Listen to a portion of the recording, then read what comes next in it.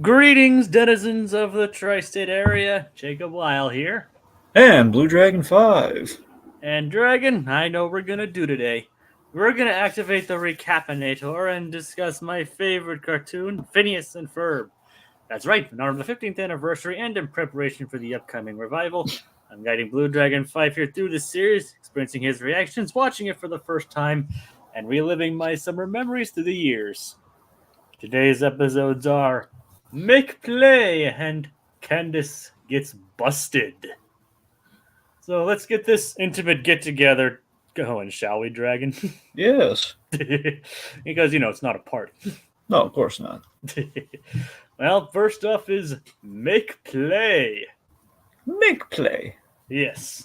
So in which case we have a kind of a Prince and the Pauper plot in which Candace meets her royal doppelganger.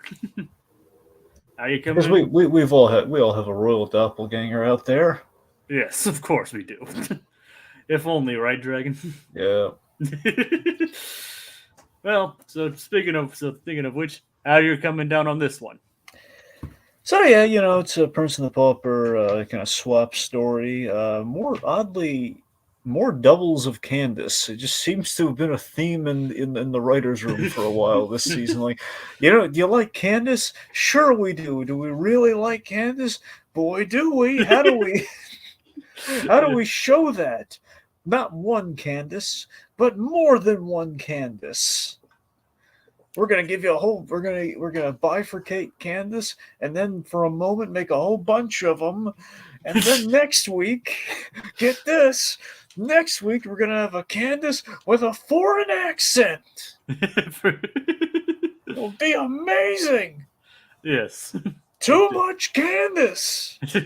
Is there such thing as too much Candace, Dragon? Yes, we learned it this episode. We've learned it twice. There is such a thing as too much Candace. Fair point. It's like, okay, we've got comments, and we have anything else to say first? No. All right. We got 2 Candace episodes tonight. That adds further credence to my opinion that Candace is the show's protagonist. Twice the Candace equals twice the busting. Maybe Povenmire just owed Candace money. You ever think about that? Well, I mean, considering the other episode that airs this time, it's not a very good way to owe Candace. Just the fact that she's calling Povenmire, like, hey, I'm not in the show enough. I need more appearances. Like, don't make me call my agent. Candace, you're literally one of the main characters. I'm sorry, what's the name of the show, Dan? Phineas and Ferb. Exactly. I don't get this. I don't get these complaints from Doofenshmirtz. Well, it's like talking to a wall. It's like, I think we can all agree that this episode handled the Prince and the Pauper story better than Garfield Tale of Two Kitties. Well, that can be said about pretty much a lot of Prince and the Pauper plots. Remind me, Tim Curry's in that movie, right? I'm not sure. I've only seen that. I could have sworn that that he voices the other Garfield. I mean, it's entirely possible in that one. Pretty sure. It's like, but that doesn't necessarily make it better. Well, hey. Well, I mean, okay, that doesn't make it good. There you go. Okay, that's what I'm saying. I mean, Tim Curry. That's okay. enough to brighten anyone's day. Okay, just like Sam Elliott, Tim Curry does. I mean, just does make everything that he's in better by him being in it. Can you imagine Tim Curry? Yeah, in the live action Phineas and Ferb. Yeah. In the live action Phineas and Ferb, we gotta get Sam Elliott to play Major Monogram. That has to happen. Yeah. It's like, can you imagine Tim Curry and Sam Elliott in the same movie?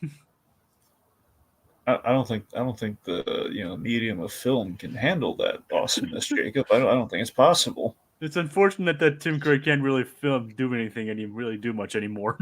I mean, Wadsworth and Sam Elliott's mustache alone. Exactly, yeah. Not even the man, just the mustache. He doesn't even need to act. He just needs to stand there. It's like, oh my God, his mustache.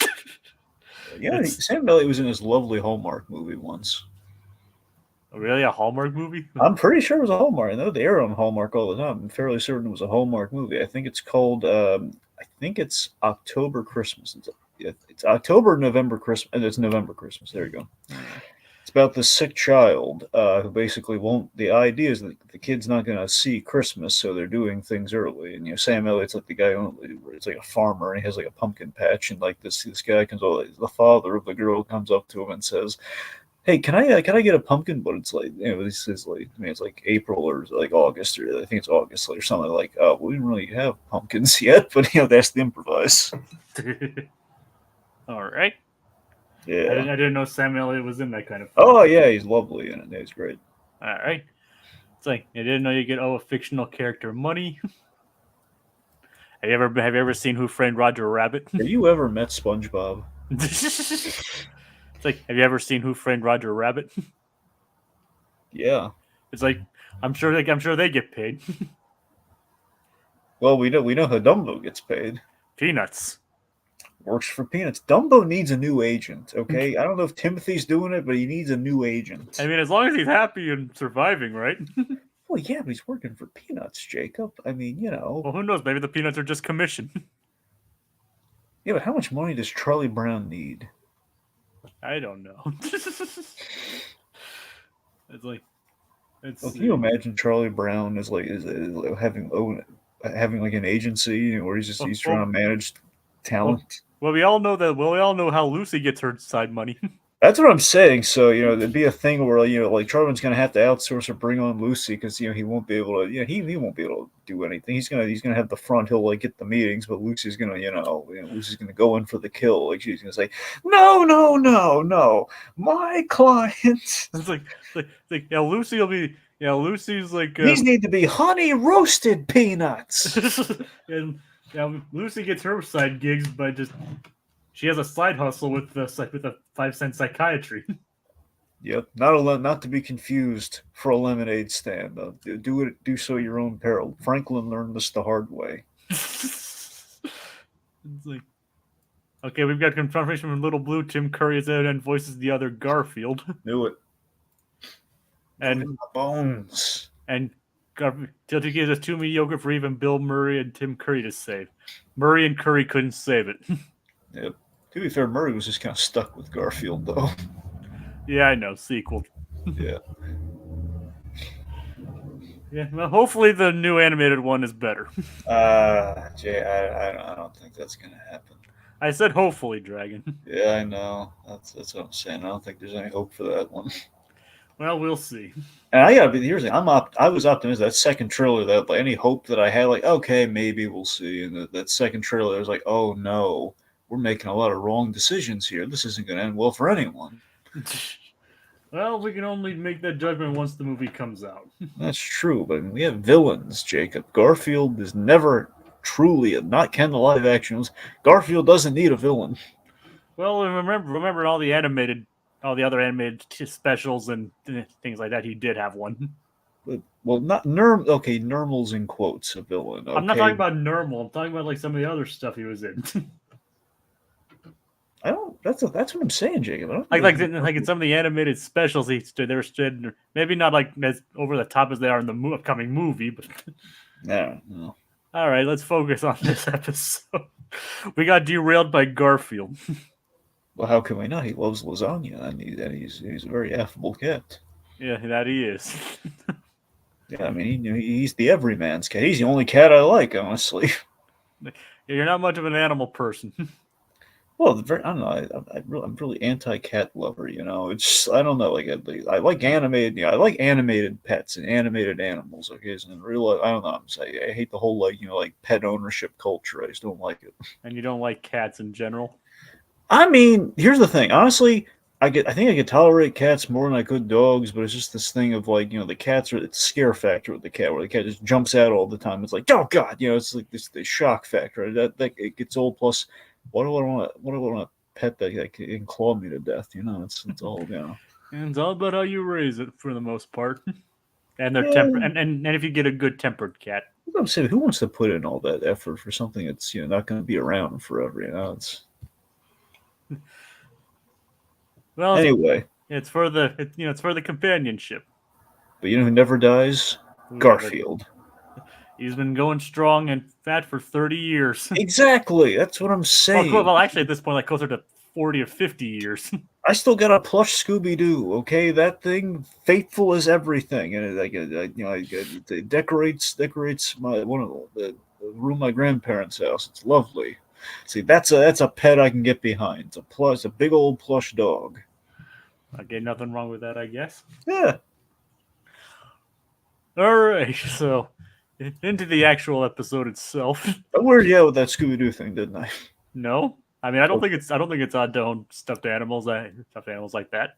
Yeah, decorates the room. I kind of like it. Yeah, I mean I don't think there's anything wrong with that. I mean I'm sure I still have some of mine somewhere. I mean I still have some toys and an old train set somewhere. Oh, that sounds pretty cool, actually. I was just thinking like one of those Brio like wooden like like you assemble the wooden trains and wooden train. It's not like the little steam. It's not the little like electronic train thing where you can set it up and you hit the button and it goes around the thing. Yeah, it is one of those. Yeah. Oh, cool. It's like you assemble it in like some kind of rail or a track, and then you like hit a button. It's like it was a Brio set basically. Nice. If you don't know if you heard of Brio, but no, I don't know about that. Anyway, but they're basically just battery powered trains, and like they were connected by magnets, and it pulled it around a track. So speaking of old timey stuff, Lawrence. Yes. Yeah, 10 minutes in, we finally get to the actual episode. Yes, Jay, do you remember that show, Phineas and Ferb? Yeah, technically the episode would have been over by now if we'd just been watching it. True. But yeah. Yeah. So Lawrence is telling the boys about this old timey relic, the jukebox. Yep. And I love his antiques. Look at this, 1957. I love the coin shot. I love seeing was it a nickel here? Or is it later on? It's a quarter. Is it a quarter here or a nickel at the start? I couldn't tell exactly what it was. I think it's a nickel. It's kind of funny that both Doofenshmirtz's backstory and this one involve coins. Yes, so he puts we have this the nickel tracking shot, like the epicness of the jukebox, and so Lawrence, one heck of a sales pitch, It's like I actually have the actual dialogue pulled up. Yeah. 1957. Can you place your shiny hard-earned nickel, so it was a nickel, into the coin slot? Think of it. All your favorite bands playing their greatest hits at any time you want. You make your selection, guiding your chosen 45 RPM disc onto the magical turning table center stage. And with the gentle noise arm holding the needle, lowers itself and finds its way into the groove. You turn around knowing the song you've chosen more than anything else twirls the world to what you're all about. Shows the world what you're all about. And then it's this weird 50s, 60s. I'm gonna jam it, lad. I got the smashing birds. And it's a very warped rendition of it. It's like this is into the 60s. Well, like I said, as I always say, Lawrence is delightful. He is. So, okay, let's see. So the boys, they want to build based on the sales pitch. They want to build their own jukebox. But what baffles me is they want to modernize the jukebox, which that's a good idea. But still, it's like, why do they have to go so giant with it? I know they misinterpreted the whole it's music in there, so we have to put life-size bands in there. We'll get to the ethical implications of that later. We'll get there. Yeah. Okay, gritty reboot. I'm guessing. Oh, big time. We'll get later. Okay. Later. All right, so not yet. Not yet. But still, it's the idea of why on earth did they have to go so why can't they do anything just this is really cool? So not something I could do. I can't build a fully functional old timey jukebox that is is modernized with new songs. I couldn't do that. I think it'd be impressive even if they did that on a reasonably small scale. Yeah. I mean, have people point out it's like these discs that have grooves in them and somehow plays music. That's already pretty impressive in its own right. Yeah. And they can make their own records versus And think about it. At this time, iPods were a thing. Mm-hmm. And that's even more prevalent now. Yep. So playing your music is easier than it ever was. Oh yeah. And the funny thing is though, record players and records themselves have kind of made a big comeback lately. Vinyls have made a huge comeback recently. I know, no, it has. I've seen them. Have you dabbled in it yourself or? No, I just admired it. It's like, man, if only. It's like, cause is my target is like a collector's version, or just like quote unquote collector's version, or whatever of the Guardians Volume 3 record. Yeah. I know, yeah, I've seen the Guardians stuff. All three Guardians movies have gone out on vinyl as well. Like I would kill for Volume 2 because I still, don't get me wrong, 3 had a great selection of songs, but I still think 2 is the best one. That's just me. Or what's your? Look, I like them all, but there's a lot of love for the first one, for Volume 1. Well, Volume 1 is good. I still like my personal favorite Well, song. but I love the soundtrack. I love the specific awesome mix for all three of them. I mean, it's great. Like. I mean, don't get me wrong, I do too. Yeah. But I'm just saying, I would love to have that kind of stuff on but I don't have the room for a record player. Nope. Like, none of us do. That's the design flaw. Imagine if VHS tapes made a comeback. Okay, this is going to derail us further. I'm going to go for it. So, I was at Box Lunch recently, and I was just going to look at. Oh, you mean like that place with all that memorabilia in it? Yes, it's amazing. It's like pop culture nirvana. I love that. Here's the thing. I love that place, but there's one drawback that ticks me off about the place. Well, before you say that, I actually have one of those in a mall nearby. Me too. So go on. So, the one drawback to Box Lunch, I think the online's kind of something similar, but especially when you go to the physical store, they never have the size that you need. Like you mean like the shirts and things like that? Like for the coolest stuff that you want, it's like, oh man, you always got to put on an order. You got to wait for it to come in. It's like a whole thing. Like, yeah, for like the shirts and the jackets, it's like it's always like it's either extra small or extra large. It's never like I need medium. Darn it. Kind of like Hot Topic. Well, yeah, it's funny you mention that. It's a Hot Topic. Well, I guess I don't know which one's like the chicken or the egg in this case, but I think Box Lunch is a subsidiary of Hot Topic. They're owned by the same thing, but it's like, like they're in conjunction with each other. That's why a lot of the same merchandise is there, only Box Lunch has cooler stuff. Huh. I didn't actually know that. Yeah, but seriously, Box Lunch is great because you have like anime stuff and you have animated stuff and you have just, like the movie stuff. It's like everything. Like a bunch of pop culture stuff. It has like different kinds of like imported snacks, foods. Yeah. Like it has Funkos. It's got everything. So anyway, with all that, one of the things they had recently, with like around the Goofy movie memorabilia section, they have this little, I don't know, it's just really decorative. I don't think it's necessarily a paperweight, but I guess you could maybe use it as it's basically the Goofy movie VHS tape, but that's like a block of wood. Oh. And the other thing that boxes is they're charging an obscene amount of money for this sort of stuff, where it's like the wooden like VHS block, which looks nice, is like $13. Wow. But it's a block of wood. It's a painted block of wood. Yeah, it is. It's a nicely painted block of wood. It's very cute, cutesy and cheeky, but it's like, it's a block of wood. I wonder if you can find something that for cheaper on Etsy or something. I mean, well, I don't know about cheaper because you also have like shipping now and Etsy. Anyway, moving away from the home shopping network. Okay. So let's put on the Princess Diaries. So, yep, which surprisingly enough does not have any connection to this show for once. Not in the slightest. So unfortunately, this show never had Julie Andrews in it. No. Nora or Anne Hathaway. No, but we can dream.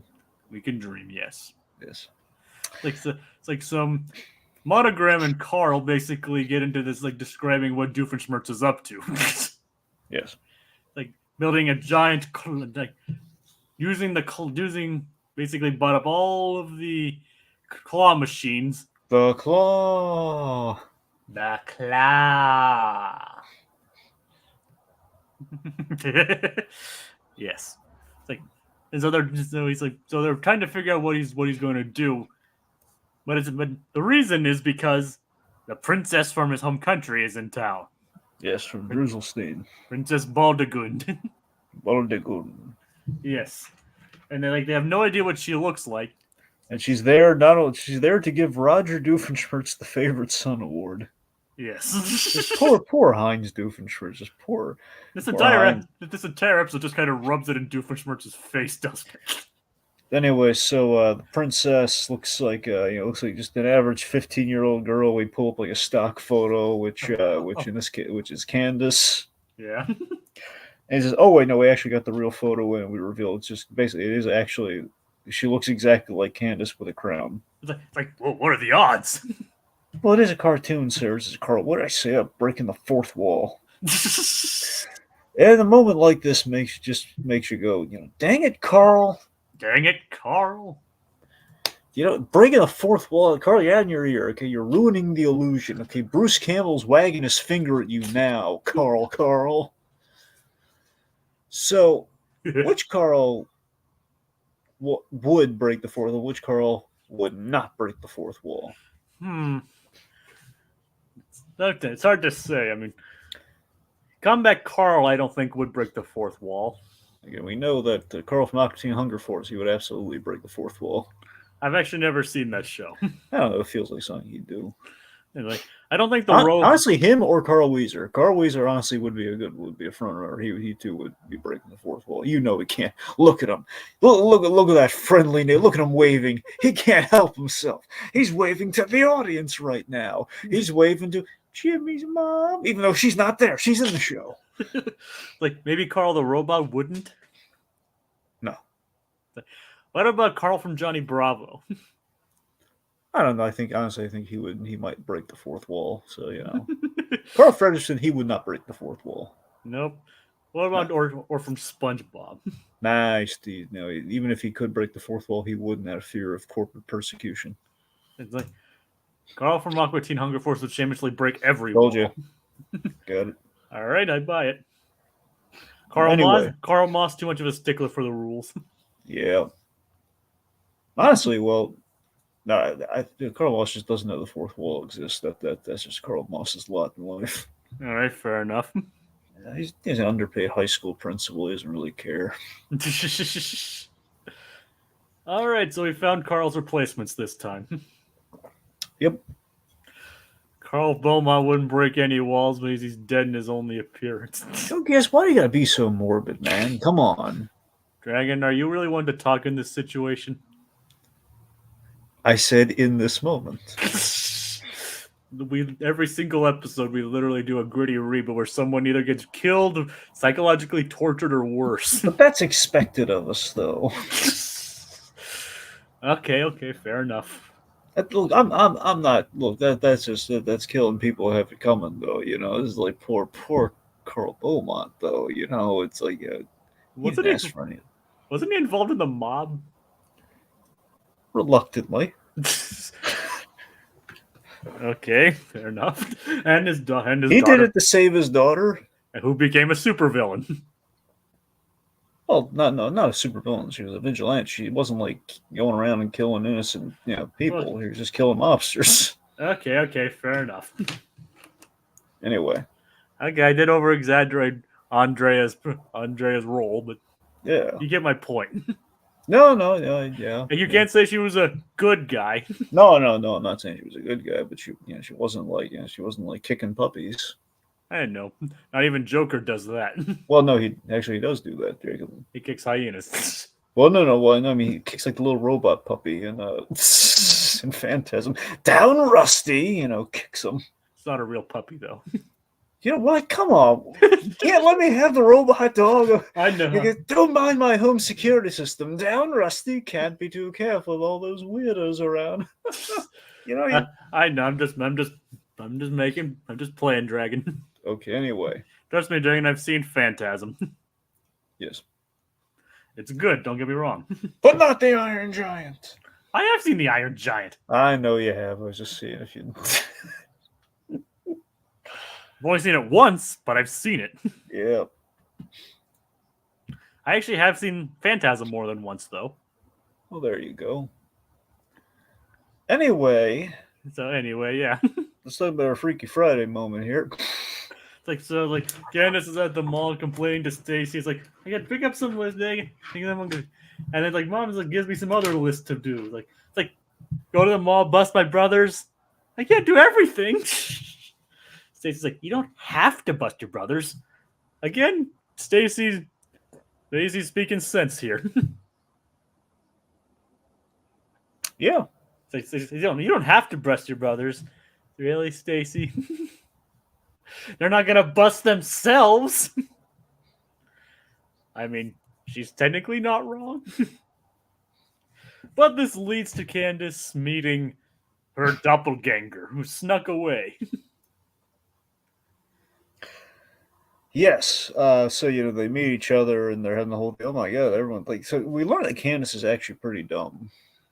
It's like she doesn't know what a doppelganger is. She doesn't know what it doesn't say. She doesn't know what a I mean, doppelganger is, and like her big instinct is like, okay, so I have a doppelganger. What's the first thing we're gonna what's the first thing we're gonna do? We're gonna go to the laundromat and put cheese in the dryers. Fill all the dryers with cheese. Fill all the dryers with cheese. I mean, to be fair, a doppelganger isn't exactly common knowledge. No, yes, it's common. What are you talking about? I mean, like the what concept of what a doppelganger is. I mean, not for someone who's 15. I don't know. I think even by 15, I knew what a doppelganger was, man. What about you? I mean, I don't remember if I knew at that point, but I'm just saying it probably isn't as common as we think. I don't know. I mean, people probably know what a lookalike twin or okay. Lookalike either is, way, even if someone doesn't know what a doppelganger is, it's the fact that it's explained to her and she still doesn't get it. Like, I wonder who my doppelganger is. Like, well, Candace, she's right there. Looks just like you. Yeah, but yeah, I'm not excusing the whole fill the dryers with cheese. Yeah. I mean, it does sound like fun, but so they meet, they swap. It's kind of fun. We have like Candace with like kind of the naive foreign royal runner going on. Yeah, and then like talking about like how Candace's clothes are cheap, and then the Baldigun's dress is like wearing a cloud of butter. Yeah. Would you wear a cloud of butter? Do you think Candace suffered a head injury between episodes? This episode looks like something's off. Like she's running on gold coins. I don't know. I don't know. She's probably just letting the whole thing go to her head. Yeah, I'm thinking that crown has like radiation or something coming off. That's what it feels like. That doesn't explain Baldigun, though. I mean, actually, I guess it might actually. Yeah. It might actually explain some of her behavior. I wanna run away from the lap of luxury. Well, you know what Candace says here: absolute power bores absolutely. That's true. Heavy is the head that wears the crown. Yeah. In this case, the crown runs barefoot through gold coins. Yep, and she's asking for X-rays of kangaroos with 3 legs. And then he immediately holds it up. Yep. Okay, so meanwhile, we have the princess with Phineas and Ferb and company. I love that Buford's out.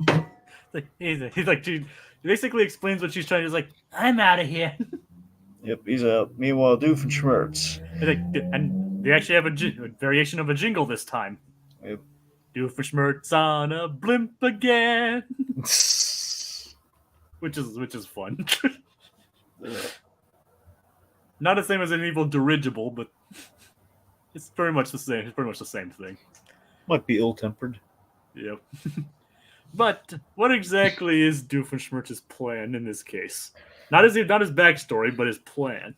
Basically, he's made a giant claw machine made out of actual claw machines, which feels redundant, but it's awesome. Yep, instead of just making a giant claw. Basically, he's going to take the Doofenshmirtz Opera House to disrupt Roger Doofenshmirtz's big day. Oh yeah, but Dragon. Let's talk about his backstory in this case. The backstory. So in Druselstein, apparently there was a claw machine district, which already I'm loving. To make it even worse, you have a claw machine district. Yay! What's in the claw machines? Rocks. Nothing but rocks. It's Charlie Brown's worst nightmare. Except this one time, he came across an actual teddy bear in one of them. And he won it on the first try. Using his entire allowance for the year, a single 3-cent coin. Yes. It's like so he actually won the bear, which out of the kindness of his young heart, he gave it to his mother. And what did his mother do with it instantly? She gave it to Roger. And what did Roger do? Wrote his name on the bear. And then? Wrote his name on their mother. So anytime we look at Roger Doofenshmirtz and we're glowing about John O'Hurley, by the same token though, it's like, he's such like an upstanding guy. It's like by the same token though, they're evil's a genetic trait. It's kind of there. It runs in the family. Look at it. One of them is evil, and the other one is a scientist. I mean, serious. Well, I think you mean is like one's a politician, so automatically he's evil. Oh yeah, that was the joke, Dragon. Yeah. Like, yep. Like that was basically that was my point. Right. That's the thing is, the thing about this though is the fact that Roger Doofenshmirtz never like an apology or an acknowledgement to his brother that I've done some bad stuff to you, or I've taken like no humility at all from Roger Doofenshmirtz. Well, the funny thing is, there actually is a future episode which kind of touches on that a little bit. Are they in therapy? It's not therapy. Okay. But it's like I'm not going to spoil too much, but it's something that happened while Doofenshmirtz was painting, and Roger ruined it. Okay. And let's just say there's some petards that get hoisted in that episode. Okay. If you get my drift. Yep. All right. I believe it's in season 3. If there's a message in the Doofenshmirtz struggle, don't never trust the handsome. It's like, there's actually, funny enough, an episode where Robert Hines becomes handsome as well. Yeah. Roger Doofenshmirtz can be nice enough, depending on the episode. He's morally ambiguous than a bad person. Also, he's handsome. Like, as I mentioned, there's actually an episode where Heinz Doofenshmirtz does get turned into a handsome person. and he gets all the perks from it. Yep. It's actually quite funny. And he even gets a song about it, too. But, again, season 3. It's like, so yeah, speaking of which, Dragon, what do you make of the whole thing? Like, he not only write his name on the bear, but on his mom as well. I think all the Freudian implications are there. It's just like, he claimed claiming both as his own, effectively shutting me out of the family dynamic. Yep. It's like, no wonder he marked his territory. like I think with a marker. I honestly think he views his time with the Ocelots more fondly than his actual family. Well, at least they fed him. Yep. Yeah, the Ocelots were kinder to him than his own parents were. Yep. It's kind of funny that it's like, that would be like horribly tragic as a kid, but it's just to be actually experience that kind of thing in real life. But here it's just so over the top, it just ends up being kind of darkly funny. Yeah. Oh God. It's like, so what do you want to? So what's next?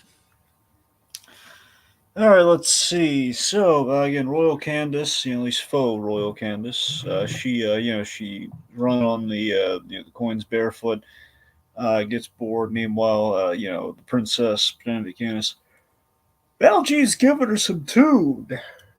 Yep. Yeah, justifiably so. Though. Again, Baljee's not in the wrong here. So you think does not appear to be broken. It's like, oh, he is right. Yeah. Yep. And all right, so the boys just go with this. They go with this friendlier Candace. Yes, she appears to have established quite an upper class Sicilian accent. Yeah, let's just roll with it. And that they do. Yep. And of course, she meets handsome boy with guitar.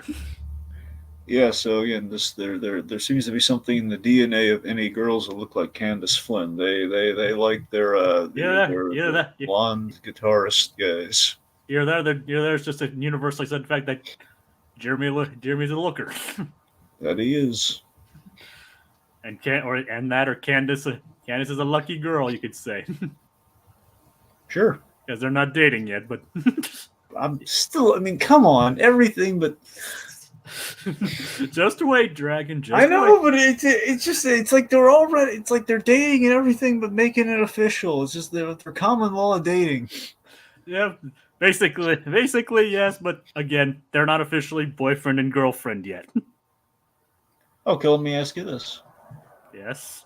Is Jeremy allowed to go out with anyone else right now? Probably not. Well, there's your answer. I said he's probably not interested in anyone else. But if he okay, let's just say randomly he fell head over heels for Stacy and took her out on a date. Is he allowed to do that? I mean, they're not dating right now, so I guess I don't see a problem with it. I mean, if there's nothing official going on, I mean, might make Candace. He might want not make Candace angry, or upset. But Well, worst case, Candace could always go after Coltrane. Like I said, I'm not saying it's a good thing to do. I'm just saying technically he would be allowed. All right. I'm not saying it's okay. Yeah. I'm just saying because that'd be kind of two-timing and leading someone on. Yeah. Which is not good. No. I'm just saying. I'm just saying technically. All right, I get it. All right. And Dragon, trust me, you don't have to wait long. But I hope not. But technically, not yet. All right.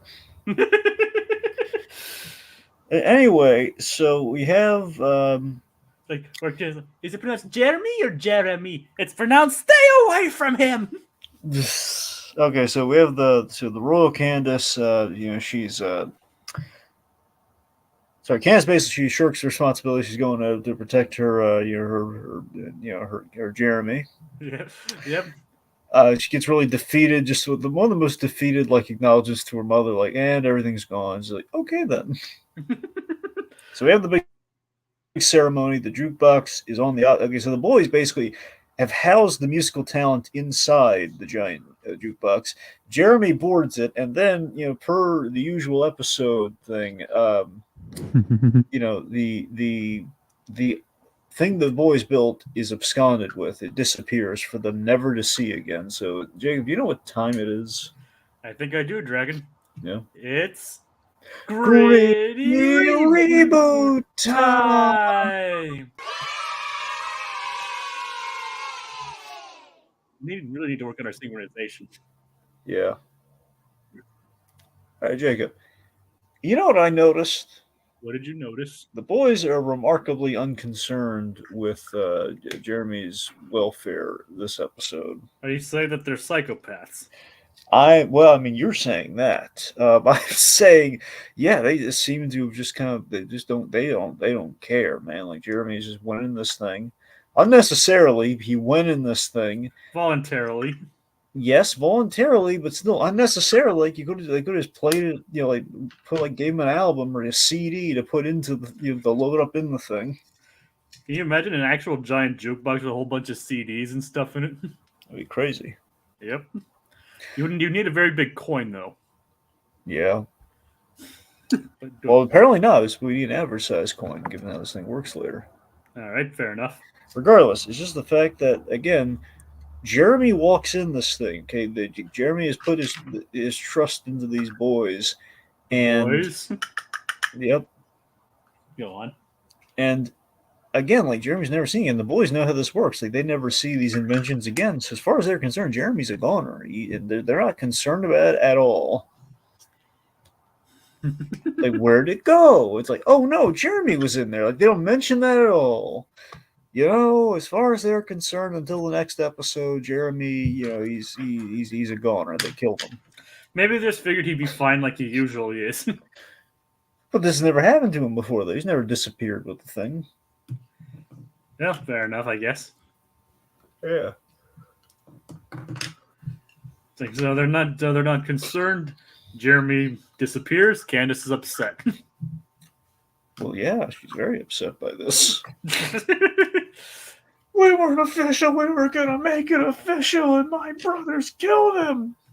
But Candace, we didn't do anything. You knew what would happen. This always happens. And now I'm never going to see him again. And then, you know what the boys do? What? You know what the boys do? What do the boys do? They make a new Jeremy. A clone? Yes. All right. Make a flawless clone of Jeremy. Real Jeremy, as far as they know, dead as can be, but in reality, not dead. So what do you do now? We have a Jeremy meets his doppelganger, which in fact is a clone. We have a clone saga. Let me ask you this, okay? Do they clone Jeremy using science, or do they find his doppelganger? I'd go with the science angle. Well, there you go. Like I said, we have the clone saga all over again. Yep, sounds like a bad comic book plot. This is starting to sound like a bad comic book plot. Oh, it gets worse. All right. Anyway, so in reality, Jeremy is fine. They put the coin in the machine. He's playing. The jukebox falls on the opera house. And Doofenshmirtz like, hey, this is still pretty good. I mean, it's disrupted the ceremony. Yeah, but not in the way he anticipated, because it actually brings the party to them. Everyone's having a good time. Doofenshmirtz is upset, so it has not worked out in his favor. Nope. And the princess manages to make it to the hall on time, and everything is fine. Yep, and that's the episode. Exactly. Bringing us to the next episode, where Candace gets busted, where she attempts to throw an intimate get-together that goes out of control. Yep. Dragon, how did you feel about this one? I got a lot of ethical issues with this one. I mean, I kind of like this one in premise, but I really didn't like how it ended. Yep. I kind of anticipated that, considering some comments you made a couple episodes ago. Yep. Remember, I kind of teed this one. I was like, then I can guarantee an episode you're not going to like an ending of. Yep. And this was it. So, want to get into it? Let's do it. Let's do it. So, Linda and Lawrence are on their way to a showerhead convention.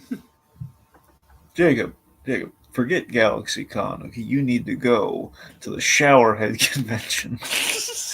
I mean, there's so many. Plus, imagine what you can buy there, Jacob. You can buy a showerhead with 100 nozzles in there, with 100 little rivets, and not rivets, but 100 holes in that. They'll give you. Imagine the water pressure.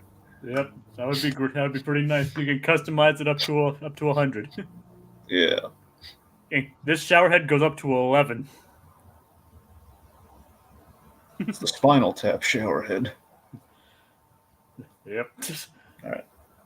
Whether it's shaped like a spinal cord or not is optional. Yeah.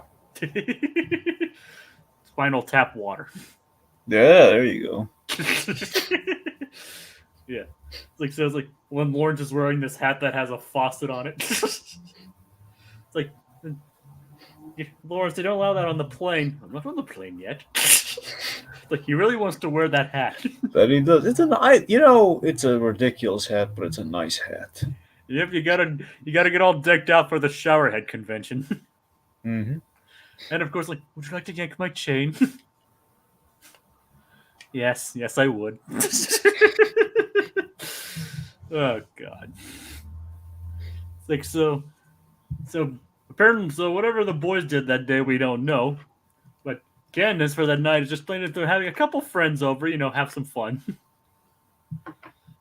So she Very invites reasonable. Yep, so she invites Stacy and Jenny over, which Phineas and Ferb actually plan to spice up the party a little bit. It's a couple of their inventions. Like, what do you think of like some of their ideas? Like a nacho launcher, dip fountain, mustard go round. Sounds really messy.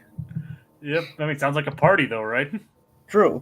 So here's the thing. I myself, I've been in Candace's shoes for this one. Not where everything goes wrong, but I'm saying like I don't do parties. I do nice get-togethers.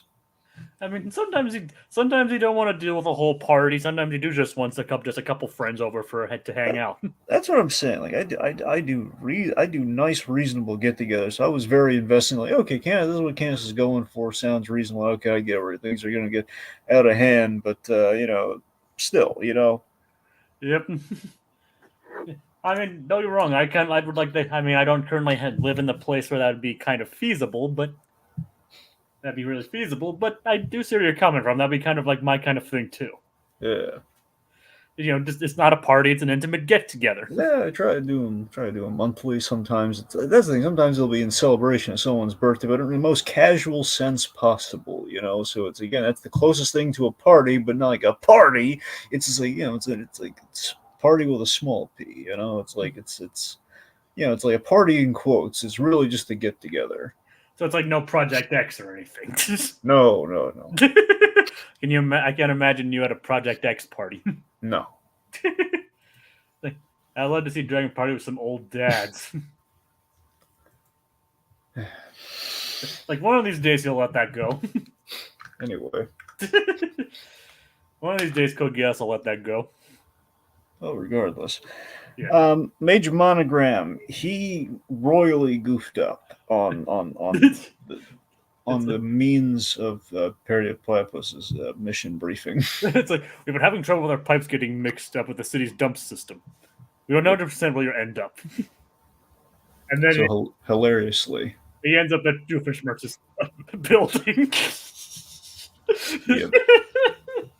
I love this so much. You mean just the pipe system, or the? I just love that he ends up there. It was the way we've abbreviated the whole like it's a great subversion. We don't do like the usual like, mission, but we ends up there and just Doofenshmirtz being able to overhear it for a change, and it's always ridiculous monograms like this laying out what Doofenshmirtz is doing. But Doofenshmirtz has the ultimate retort to it, just like saying, "Yeah, I did that. I did just taking the." Just taking the wind out of Monogram's sails. I love it. It's like, no, I get to do it this time. It's like, I want to do it. I want to tell it. Just wonderful. It's like, la la la la la. Yeah, and good luck. Thank you. No, not you. Too late. I'm lucky now. Love it. Yep.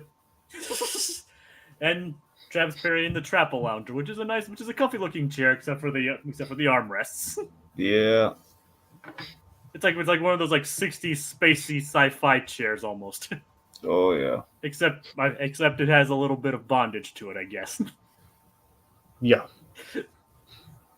But it's more for trapping Perry and nothing else. Hopefully.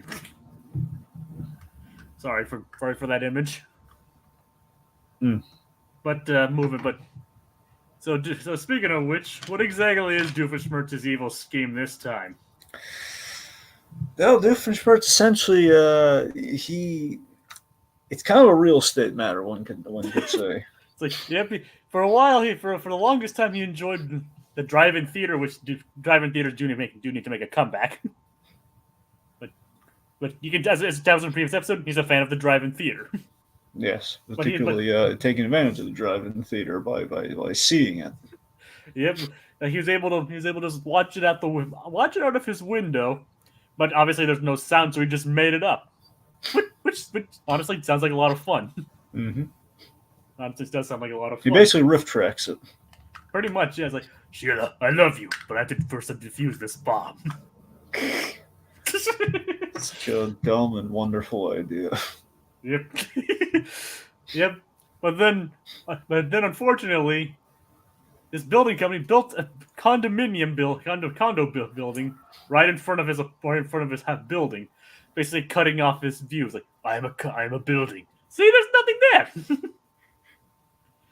And so it was like, instead of moving his chair to the side, or plugging in an extension cord and everything, instead he goes for the more complicated route of the go-away-inator.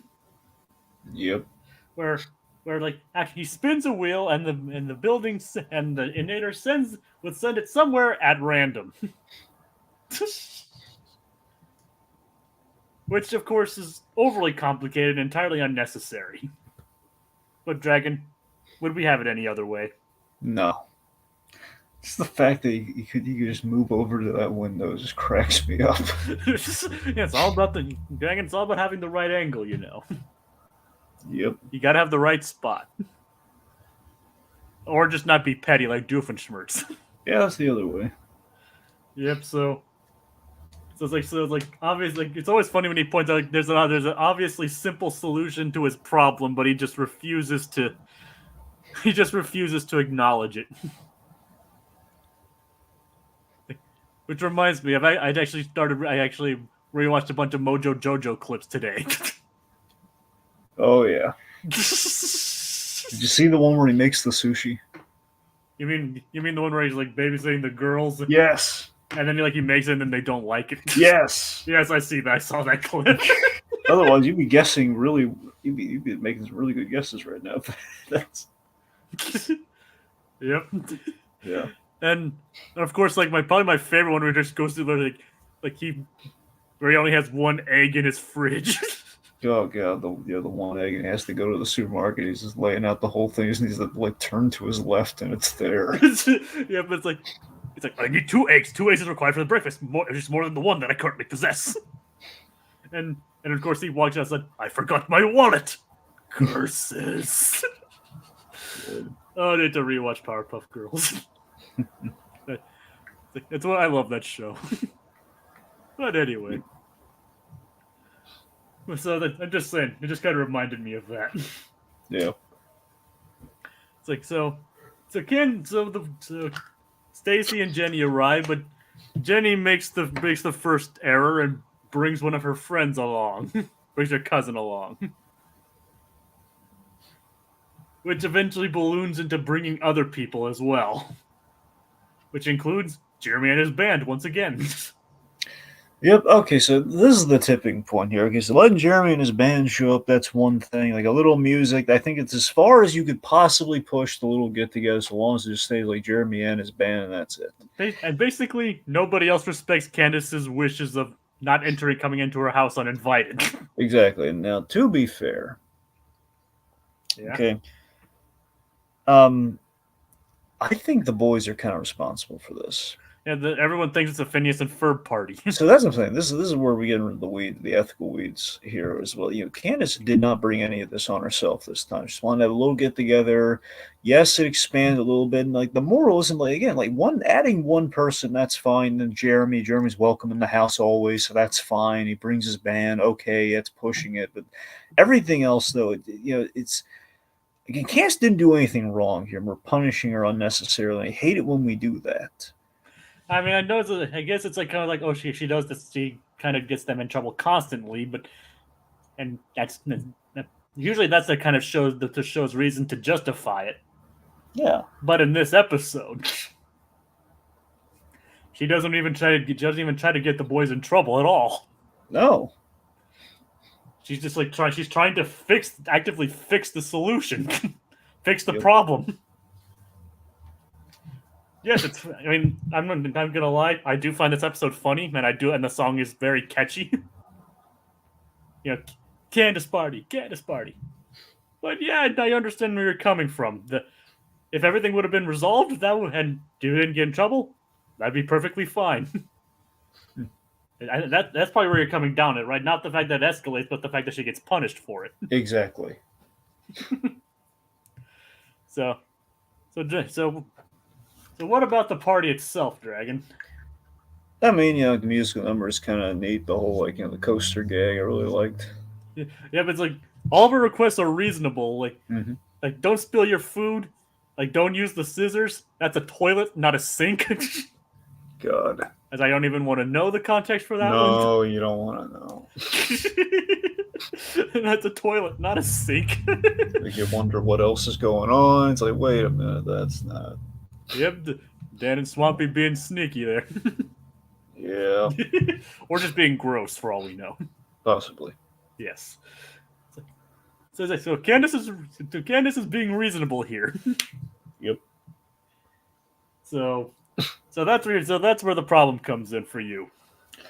Yes, the problem being, I really wish we did one of two things. One, either we had this bit where Candace does get away with it because the whole, it's an intimate get-together thing. If that was like her catch-all, this is just an intimate get-together, we're labeling that, so we're okay. Or if the go-away-inator took, when it's after everyone away and she got away at the last minute, that would have been fair. It would have been just. And it didn't have the reverse switch. If it didn't have the reverse switch, yeah.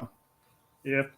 Undoing it like that was really unfair because she didn't bring any of this on herself. She didn't she wasn't trying to rat out the boys. It's just it just ain't fair. And just plus all the times that she's told Linda and it just is not panned out. It just feels really painful for Candace, and I don't like mistreating her like this. Like I said, to be fair, usually these shows' justifications, if you've seen the other episodes and the way they act, it kind of justifies it. But if this episode was just taken on itself, it would be completely unjustified. Yeah, that's pretty much what you're talking about, right? Pretty much, yeah. It's And to be fair, and to counter your point, like, the boys aren't exactly responsible. I mean, sure they No, didn't. I know. They're not. I'm not saying they're fully responsible. I'm just saying that in part, They didn't directly cause it, but they also really didn't do anything to diffuse the situation either. They set the precedent. Okay, that they have all these amazing parties and stuff, and like the fact that always everyone shows up, and because it's their house, that's what I'm saying. That's where Candace is unnecessarily becoming a target here.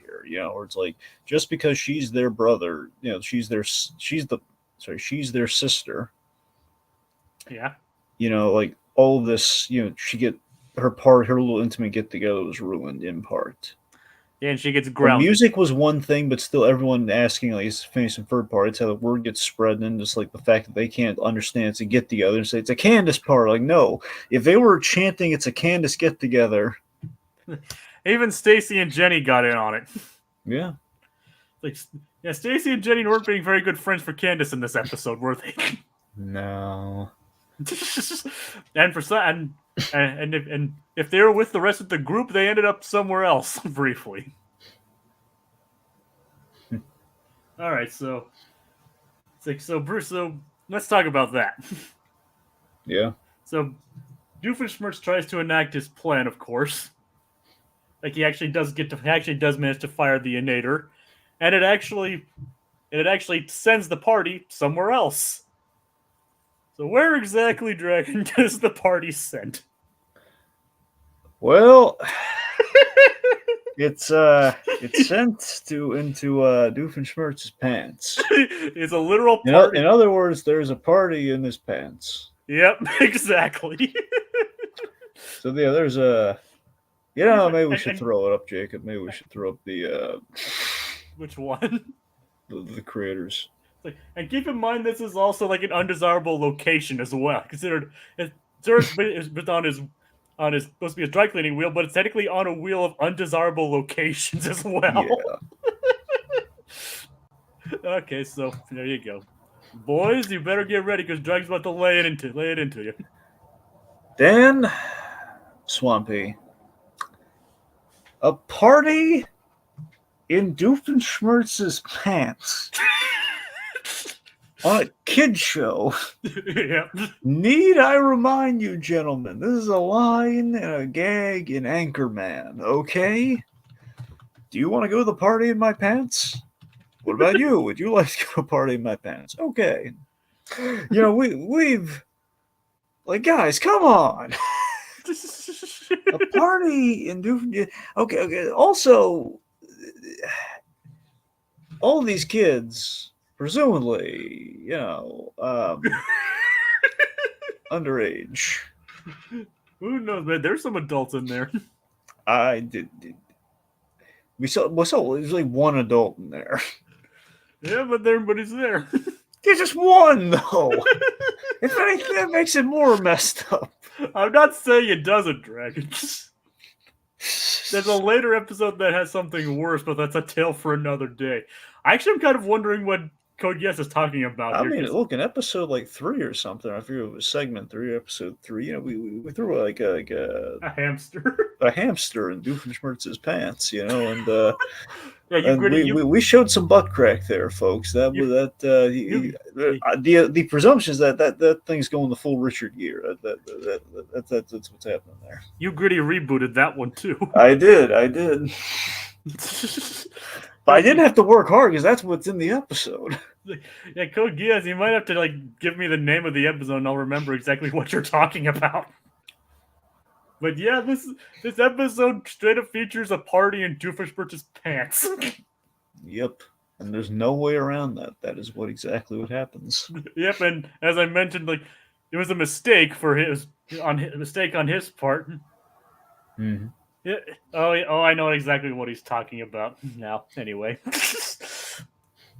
but so it's also on a list of undesirable locations as well.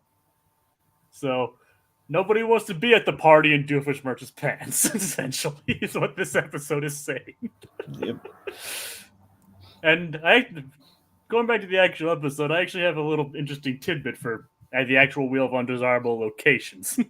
Yeah. It's like if you notice, there's actually other locations listed on there. There's Stonehenge, which is an obvious one. Burbank, the show is actually listed where the show is actually produced. And Montvale, New Jersey. Yeah. What's wrong? Wait, that's not my tidbit though. What was your point about New Jersey? No, I'm just saying, like, there's always, like, Jersey's always the put down. Well, it's the fact that the director of these episodes, Zach Moncrief, is from Montvale, New Jersey. And that's the reason why. Yep, that's why it's in the episode. Yeah. Moncrief. Montvale, New Jersey. Yeah. So I can work in some interesting background here and there. Yep. So, More there than here, but you know. Well, Dragon, like I said, not a lot of behind the scenes stuff exists for this show anyway. Yep. As much as I try to dig, Dragon, I do find interesting nuggets here and there, and I try to put it in where I can, but not a lot of it exists. And it's not like I can talk directly to Dan and Swampy about it either. Well, not Swampy, but and Dan's on YouTube and TikTok, but he doesn't really talk about it that much. I don't know. He's a chatty Cathy, that Poffmeyer. Yeah, I know, but it's not always about related to this. And keep in mind, this stuff happened more than 10 years ago, so you might not always know the minutia of each individual. Well, it's not like they're working on it now or anything. I know, but we'd have to ask him more about the episodes they're currently making when they air, rather than the ones that he made almost 20 years ago. No, we got to go to him and say, look, Poffmeyer, no. Okay, I know you're working on the new stuff. We don't care about that right now. We want to know about the old as dirt stuff. Pretty much. Yeah. I mean, he doesn't forget all this new fancy schmancy Phineas and Ferb coming back after 15 years stuff. Forget all that. Technically, it's more coming back after 9 years. I know it's not. I'm just saying since the beginning of the show. I know. I'm just being semantic. Yeah. Dan and Kwame should watch your streams and comment on them. They'd hate it. It would be nice if they did acknowledge us, though. They're gonna leave after they hear Gritty Reboot for the first time. They're just gonna leave. Who knows? I mean, remember where Dan and Swampy used to work? True.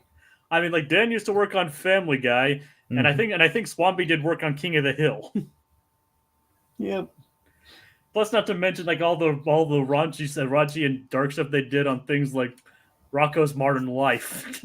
True. I mean, already, we're having a party in Doofenshmirtz's pants. I mean, Yeah, we can't really push it much further than that, can we? Yeah. I mean, heck, remember, like the cowboy episode had a squeeze and pull joke. Yep. I mean, what's next? We're gonna Doofenshmirtz working on a hotline, like, oh baby, oh baby, oh baby. Yep. Which actually happened in Rocco, by the way. Yep, that's what I mean. Yeah, I know. I'm talking to the audience. Yeah, and you have Roger like Hines. Roger. Well, this is awkward. Yes, it is, brother. Yes, it is. Or he's like, yes, it is. So, I mean, you paid for the full minute. You want to talk about anything? I want to know why you're on this hotline. Well, it's actually a long story. Oh, minute's up. Yep, so it's not like they haven't done anything like this before. Yep. Okay. And I'm sure, and I hope they continue to do it in Disney, on the Disney Plus era. Yeah. I don't know if they will, but hopefully. Anyway, so again, Candace gets the shaft. The party is discovered. Yeah, Doofenshmirtz reverses it. They actually get out of his pants. Thank goodness. Yep. And Candace gets busted. Doofenshmirtz is a little tied up. The platypus tied him up in his own pants. It's like, and who do we get to see once more, Dragon? Vanessa. You know what's funny? I finished my re-binge of Daredevil. All 3 seasons? All 3 seasons. And Defenders. All right. Yep, so again, season 3 is just a chef's kiss, man. Dear God, I love season 3. 1 and 3, man. Better than season 1? Well, no, that's the thing. It's so hard for me to choose between them, but it's just the fact that 1 and 3 are like the most perfect live action superhero things I've ever seen in my life. I just think it's funny that we can both universally acknowledge that they're both better than 2. Yeah, I mean, look, again, two is good, but it's not perfection. Peter and Ramirez, yeah. Yeah. See what you did to my associate here? Now we need a message to Petrie and Ramirez.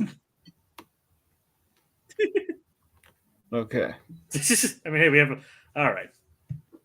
You didn't create season 2 up to the standards of the preceding season and the succeeding season. Well, again, it's just the fact that again we crammed all the hand stuff in there, which again the hand stuff could have been its own short season. All the Punisher stuff was great. That was the Daredevil caliber we were expecting. All the Punisher related plots that worked. That gamers. That's what the best parts of season 2. It's just again when we get to the hand stuff, which I mean I like Elektra, I like the hand stuff. It's just the fact that it gets really condensed.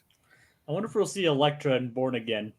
You know, it's funny. Right now, they are campaigning to get her in there, but I don't think it's in the cards. But people are going strong for her. I mean, we don't really need her, but you never know. And she's always been handed her kind of bring her back to life anyway. She always. I mean, here's the bigger thing I want more than Elektra. Okay, I want them to get the original Vanessa actress back. That's what I want. At the very least, I'm glad they're bringing back Foggy and Karen. That's what I'm saying. I mean, that's the only holdout really right now. Not counting Elektra, who is kind of her fate's a little up in the air, but it's the fact that they wanted the original Vanessa, but because of just the timing of everything, they weren't able to get her. They had to recast. But now everything's been reconfigured. It's possible to get her back. They have not weighed on if they're going to bring her back or if they're going to kill her off in the show. We don't know. Well, we know Matt's plans. Yeah.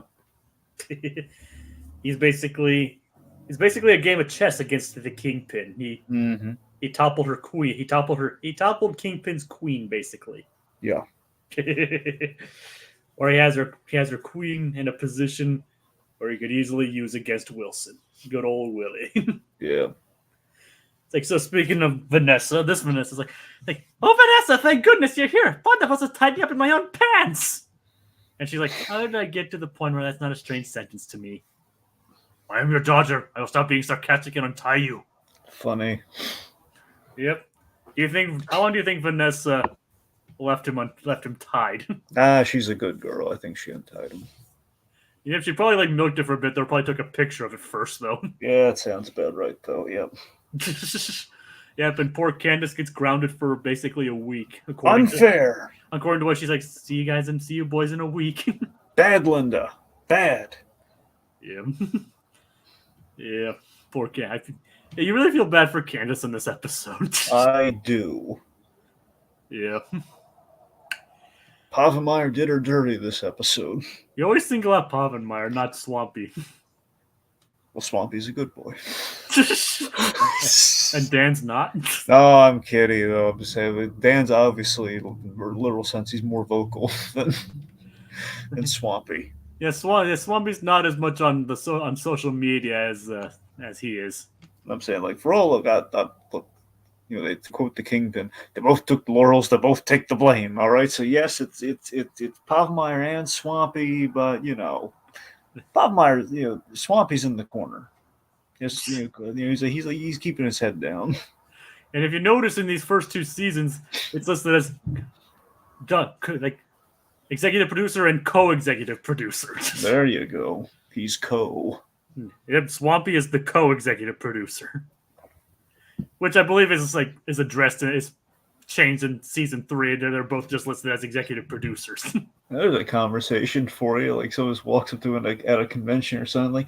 Hey, Dan, why Swampy a co-executive producer in those first 2 seasons? Did you not like him then? I'm honestly not sure why it was like that. It might not be. Not, I like to think it's not him pulling ranks. Disney's assigning titles. I don't know. It might be because the whole season thing. I'm not entirely sure. Yeah. Yeah, that's because that's the way Swampy originally wanted to be credited. We don't know. Yep. But we'll never know we don't know behind the scenes stuff, and I don't know if Dan would even tell us if one of us is able to get him on this show. I think he'd tell us. I don't know. I think he's pretty forthright. It's like, trust me, if I could get him on this show, I would, but I don't think we can. Have you tried? No. Well, that's why. Dragon, he's a busy guy. He's working on 2 shows right now. Could be 3. I mean, yeah, it could be 3. He could also be working on Milo Murphy's Law as well. Yeah. But unfortunately, that's not the case. He's working on revival of this and Hamster and Gretel. So he's working on 2 shows. He's a busy guy. Yep. And not to mention all the other stuff in his personal life. Well, yeah. So he's got to get all the little Phineas and Ferb maquettes. Yep. So, Dan, Swampy, if you are watching, we'd love to have you. Yeah, come on the show, guys. Or anybody who worked on this show previously, we would love to have you. Yeah, sure. But even for an episode that you maybe didn't. Yeah, well, come on, Moncrief. If you're not doing anything, come back. Come back. We don't know what he's doing. Let them say we don't know what he's doing. If he's not doing, if he's unable to come on this show, we know he's working on Facebook. Because how could he possibly turn us down? Because he didn't work on the 4th season. Yeah.